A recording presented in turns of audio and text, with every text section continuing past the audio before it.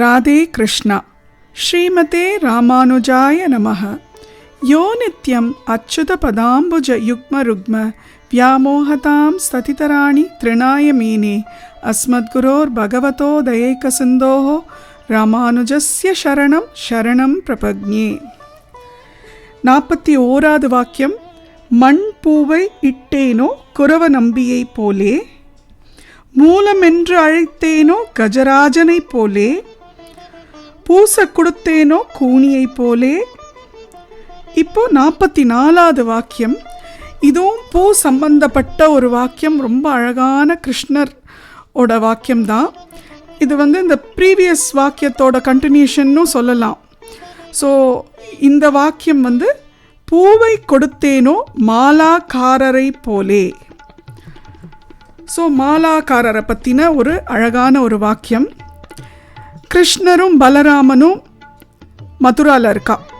பார்த்தோம்ல, அக்ரூரர் மதுராவுக்கு இவா 2 பேரையும் ஐஷன் வரா ஃபஸ்ட்டு ஸ்டேட்மெண்ட். அப்புறம் நேத்தியோட ஸ்டேட்மெண்ட்டில் பூசை கொடுத்தேனோ கூனியை போலேன்ற ஸ்டேட்மெண்ட் பார்த்தோம். அதுவும் மதுராவில் இல்லையா. ஸோ கிருஷ்ணர் மதுராவுக்கு வந்துட்டார். மதுராவில் அழகாக இதெல்லாம் ட்ரெஸ் எல்லாம் அழகாக ராஜாவோட கம்சனோட ட்ரெஸ் எல்லாம் வாங்கி வண்ணாங்கிட்டேருந்து வாங்கி போட்டுட்டார்.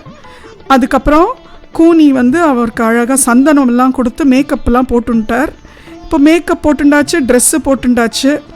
பட் எல்லாமே எப்போ கம்ப்ளீட்டாக இருக்கும்னா மாலை இருந்தால் தான் கம்ப்ளீட்டு இல்லையா. அதுவும் இது மாட்டுக்கார பையன் வேறு. ஊரில் அந்த எல்லா இதிலெல்லாம் இருக்கும், செடி கொடியெல்லாம் இருக்கிற பூவெல்லாம் பறித்து அழகாக அம்மா இதுக்கு மாலையாக அழகாக தொடுத்து தினமும் பூ போட்டு விடுவா இல்லையா. அதே மாதிரி கொண்டையிலையும் ஒரு மாலையை சுற்றி அதில் ஒரு மயில் பீலியும் வச்சு விடுவா. அந்த மாதிரி வளர்ந்த பையனா. ஸோ இங்கே மாலையை தேடணுன்ட்டு மாலையை பார்த்து மாலை போட்டுண்டாதான் அப்படின்ட்டு பகவான் நினச்சி அந்த ஊரில் ஒரு மாலாக்காரர் இருந்தார். எப்படின்னா, இந்த கோபிகர்கள்லாம் என்ன பண்ணுவாளாம், கிருஷ்ணரோட கதையை ஊர் முழுக்க பரப்பிட்டாளாம். எப்படி பரப்பினான்னா, அவள் தயிர் பாலெல்லாம் விற்க போகிறச்சே எல்லா ஊராக போய் தயிர் பால் விற்றுட்டு வருவாள். அவள் அங்கே போயிட்டு தயிர் வாங்கலையோ பால் வாங்கலையோ மோர் வாங்கலையோ கேட்க மாட்டாளாம். கோவிந்தனை வாங்கலையோ மாதவனை வாங்கலையோ கிருஷ்ணரை வாங்கலையோ அப்படி தான் கேட்பாராம். ஸோ அந்த மாதிரி சொல்லி கிருஷ்ணரை பற்றின கதைகளெல்லாம் அங்கே அந்த ஒரு ஊர்லேயும் எல்லாருக்கும் சொல்லி எல்லாருக்கும் அந்த இன்ட்ரெஸ்ட்டை மூட்டி விட்டுட்டா. எப்படி ரிஷி பத்னியருக்கெல்லாம் அந்த இன்ட்ரெஸ்ட்டை மூட்டி அவளுக்கெல்லாம் அந்த ஆர்வம் வந்ததில்லை கிருஷ்ணரை போய் பார்க்கணுன்னு. அந்த மாதிரி எல்லா ஊர்லேயும் பண்ணி வச்சுருக்கா இந்த கோபியர்கள்லாம். ஸோ அந்த மாதிரி மதுராலையும் தயிர் வாங்கலையோ பால் வாங்கலையோ பதிலாக கிருஷ்ணரை வாங்கலையோ கோவிந்தனை வாங்கலையோ மாதவனை வாங்கலையோ அப்படின்னு கேட்டு கிருஷ்ணரை பற்றின டீட்டெயில்ஸ் எல்லாம் எல்லாருக்கும் கொடுத்ததுனால எல்லாருக்கும் கிருஷ்ணரை பார்க்கணுன்ற ஆர்வம் வந்திருக்கு. அதே மாதிரி அந்த ஊரில் இருந்த ஒரு மாலாக்காரர், அவர் மனசுலையும் கிருஷ்ணரை பார்க்கணும். கிருஷ்ணர் இவா சொல்கிறத வச்சு கிருஷ்ணரை ஒரு அந்த உருவமாக அவரே பாவிச்சு இப்படி தான் இருப்பார் கிருஷ்ணர்னு அவர் மனசுக்குள்ளே பாவிச்சு வச்சுட்டுருக்கார். அண்ட் தினமும் அவர் மாலை கட்டுறவர். அவரோட தொழில் மாலை கட்டுறது. ஸோ அவர் அழகாக ஒவ்வொரு மாலையாக கட்டுறச்சேவே கிருஷ்ணரை நினச்சி அழகாக கிருஷ்ணருக்கு இந்த மாலை எப்படி எடுப்பாக இருக்கும் அப்படின்னு நினச்சி கட்டின்னு இருக்கார்.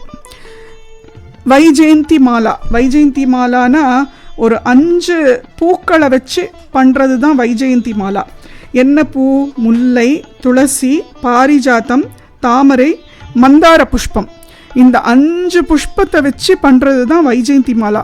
இது பெருமாளுக்கு ரொம்ப உகந்ததான். கிருஷ்ணருக்கு ரொம்ப ரொம்ப பிடிச்ச மாலை வைஜெயந்தி மாலாவாம். வைஜெயந்தி மாலா வனமாலா வைஜெயந்தி மாலான்னு சொல்லுவோம்ல, வைஜெயந்திதர வனமாலாதர. அந்த மாதிரி வைஜெயந்தி மாலையை தான் அடிக்கடி போட்டு போகிறான். ஸோ இந்த மாலாக்காரரும் ஒரு பூவாக அழகாக பார்த்து கட்டி ரொம்ப அழகாக கட்டி அவர் மானசீகமாக அந்த கிருஷ்ணருக்கு தினம் போட்டு அழகு பார்ப்பாராம். ஸோ அவர் மெயினாக அவரோட வியாபாரம் மாலைன்றதுனால ஆர்டர்ஸ் எல்லாம் வருதில்ல. ஒவ்வொரு ஆர்டரையும் அவ்வளோ பொறுமையாக பூவில் என்ன ஏதாவது முள் இருக்கா இல்லை பூச்சி இருக்கா அதெல்லாம் அழகாக க்ளீன் பண்ணி நீட்டாக அந்த மாலையை அழகாக கட்டி விதவிதமாக கட்டி முதல்ல அப்படியே கிருஷ்ணருக்கு போட்டு அழகு பார்த்துட்டு தான் மற்றவாளுக்கே கொடுப்பாராம். ஸோ அந்த மாதிரி அவர் அந்த கிருஷ்ணர் தியானத்திலேயே இருந்தாராம். கிருஷ்ணர் எப்பயாவது வருவார், காட்சி தருவார்ன்ற நம்பிக்கையோடு இருந்தாராம். கரெக்டாக இங்கே கிருஷ்ணர் வந்துட்டார். வந்து என்ன பண்ணார், அவர் பகவான் நினச்சார், நேராக அந்த மாலாக்காரர் இருக்கிற வீடு இருக்கிற தெருவுக்கு உள்ளே நுழைஞ்சிட்டார். நுழைஞ்சி நேராக மாலாக்காரர் வீட்டுக்கே போயிட்டார். போய் வாசலில் நின்று சுதாமா அப்படின்னு கூப்பிட்டாராம். அவர் பேரும் சுதாமா தான். ஸோ சுதாமான்றது 2 பேர். ஒன்று வந்து கிருஷ்ணர் கூட குருகுலத்தில் ஒன்றா படித்த ஸ்நேகிதர் சுதாமா. நம்ம பார்த்தோம் இல்லையா குச்சேலரோட கதை, அந்த குச்சேலருக்கும் சுதாமானு தான் பேர். இந்த மாலாக்காரருக்கும் சுதாமானு தான் பேர். ஸோ சுதாமான்றது வந்து கிருஷ்ணருக்கு ரொம்ப பிடிச்ச பேராம். சுதாமான்னு கூப்பிட்ட உடனே அவர் யாருன்ட்டு வெளில வந்து பார்த்த உடனே அழகாக கிருஷ்ணரும் பலராமனும் வாசலில் நின்றுட்டுருக்காராம். கிருஷ்ணர் இடுப்பில் 2 கையும் இடுப்பில் வச்சுட்டு பாண்டுரங்கன் மாதிரி நின்றுட்டுருக்காராம். பார்த்த உடனே அவருக்கு ஒரே ஆச்சரியமா, பகவானே வந்துட்டாரா, கிருஷ்ணர் வந்துட்டாரான்னு அவருக்கு உடனே புரிஞ்சுடுத்தான். ஏன்னா மனசில் வந்து அந்த கிருஷ்ணரோட வடிவம், அந்த ரூபத்தை வந்து ரெஜிஸ்டர் பண்ணி வச்சுட்டுருக்காரு இல்லையா, அந்த ரெஜிஸ்டர் பண்ண அந்த உருவம் அழகாக கண் எதிர்க்க வந்த உடனே பகவான் வந்துட்டார் அப்படின்னு உள்ள வா வா வா கண்ணா வா வா பலராமா அப்படின்னு 2 பேரையும் அழைச்சி உள்ளே கூப்பிட்றாராம்.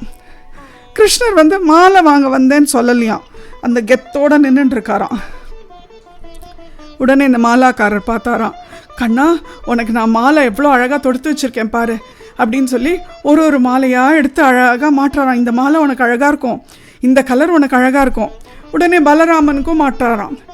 அப்புறம் பலராமன் வந்து சொல்கிறாராம், கண்ணா உனக்கு இந்த எல்லோ கலர் மாலை பாரு, இது எவ்வளோ எடுப்பாக இருக்கும், உன்னோட கருப்பு கலருக்கு எல்லோ கலர் ரொம்ப எடுப்பாக இருக்கும்னோடனே கண்ணன் சொல்கிறாராம், இல்லை பலராமண்ணா இது வந்து உங்களுக்கு தான் நன்னா இருக்கும், உங்களோட அழகான மாநிற திருமேனியில் இந்த எல்லோவும் அந்த கலரும் நல்லா மர்ஜ் ஆகிடும் அப்படின்றாராம்.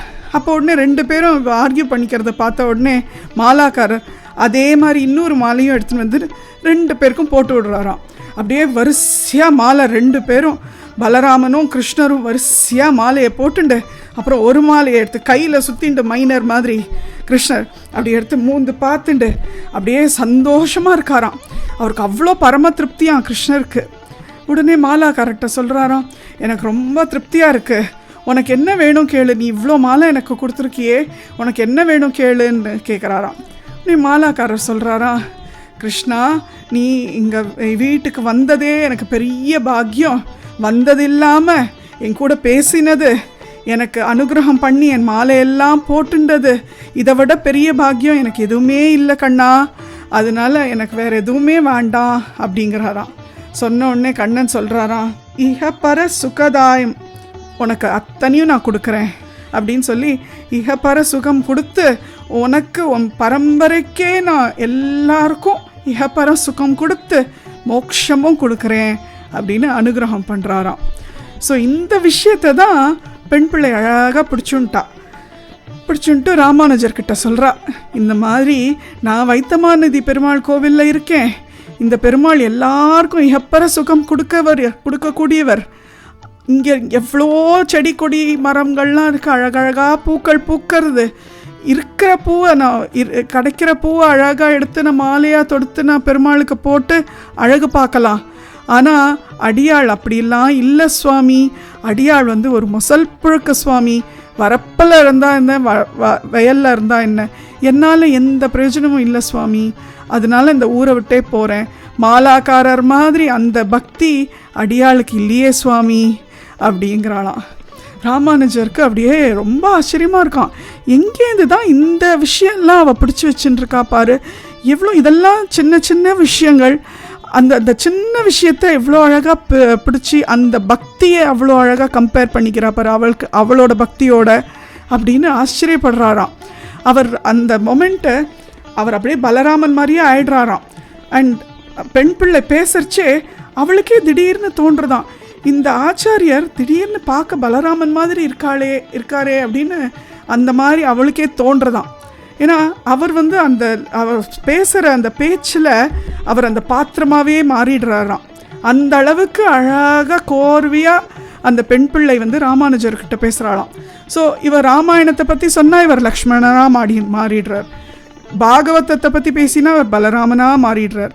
சிலப்போ ஆதிசேஷனாக மாறிடுறார். ஆழ்வார்களை பற்றி பேசறச்சே இவர் அப்படியே ராமானுஜராக அப்படியே இதுவாக ஆகிடுறார். ஸோ அந்த மாதிரி அந்த பாத்திரமாகவே மாறக்கூடிய அளவுக்கு அவ்வளோ பியூட்டிஃபுல்லாக இந்த பெண் பிள்ளை பேசின்னு வராளாம்.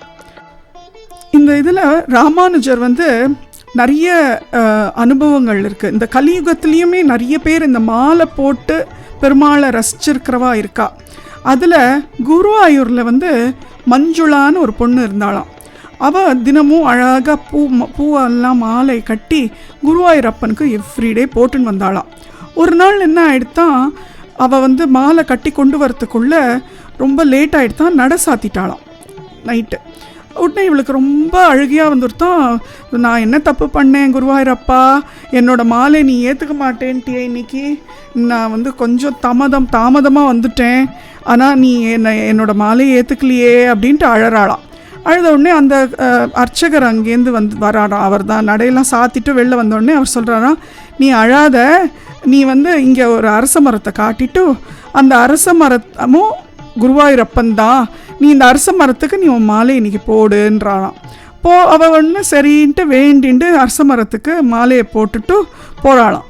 மறுநாள் வந்து பெருமாளோட நடையை திறந்தால் அந்த மாலை அங்கே பெருமாள் கிட்ட இருக்கான். எல்லா மாலையும் எடுக்க முடிஞ்சுதான், அந்த மஞ்சுளா போட்ட அந்த மாலையை மட்டும் எடுக்க முடியலையாம். அப்போ உடனே அந்த அர்ச்சகர் சொன்னாராம், இந்த மாதிரி இது வந்து மஞ்சுளா போட்ட மாலை அப்படின்னு சொல்லி எல்லாருக்கும் சொன்னாலாம். சொல்லிவிட்டு இப்போ கூட அந்த அரசமரம் அங்கே இருக்குது, உங்கள் கீழே வந்து மஞ்சுளான்னு எழுதி வச்சுருப்பா. கீழெல்லாம் அழகாக ஒரு கருட பக்ஷிலாம் கூட ஒரு விக்கிரகம் மாதிரிலாம் இருக்கும் அதுக்கு கீழே. ஸோ அந்த மாதிரி இந்த கலியுகத்துலேயும் நிறைய பேர் பெருமாளுக்கு மாலை போடுற கைங்கரியத்தை ரொம்ப முக்கியமான விஷயமா பண்ணிட்டு இருக்கா. நீங்களாமும் அழகாக மாலை போடலாம். மாலை தான் உங்களுக்கு பூ இல்லைன்னா நீங்கள் ஏன் கவலைப்படுறீங்க? உங்கள் 2 கைகளையும் இப்படி கோத்துண்டு அதையே கழுத்தில், கிருஷ்ணரோட கழுத்தில் போட்டு நான் என்னோடய கைகளால் மாலையை போட்டுட்டேன்னு சொல்லுங்களேன். மானசீகமாக நீங்கள் மாலையை பூவை தொடுத்து மாலையாக போட்டுடுங்கோ. மானசீகமாக துளசியை தொடுத்து குருவாயூரப்பனுக்கு மாலையாக போடுங்கோ. அந்த மாதிரி மானசீகமாக ஒன்றுமே இல்லையா, ஹிருதய கமலம் அதையே எடுத்து மாலையாக அர்ப்பணம் பண்ணிடுங்கோ. ஸோ ரொம்ப சிம்பிள். இனிமேல் நீங்கள் எங்கேயாவது மாலையை பார்த்தீங்கன்னா மாலாக்காரரை நினச்சிக்கோங்கோ.